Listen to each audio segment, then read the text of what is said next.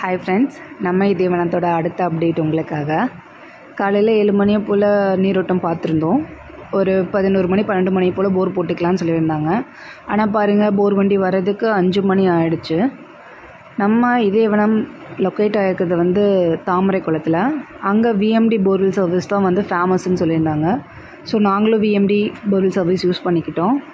எங்கள் அத்தை போர் போடுறதுக்கு முன்னால் சாமி கும்பிடணுன்னு சொல்லிட்டு பூஜைக்கு தேவையானதெல்லாம் ரெடி பண்ணி சாமி கும்பிட்டாங்க. அங்கே இருக்க குழந்தைங்க பெரியவங்க எல்லாம் சாமி கும்பிட்டு சாக்லேட் சாப்பிட்டாங்க. அதுக்கப்புறம் போர் போட ஸ்டார்ட் பண்ணோம்.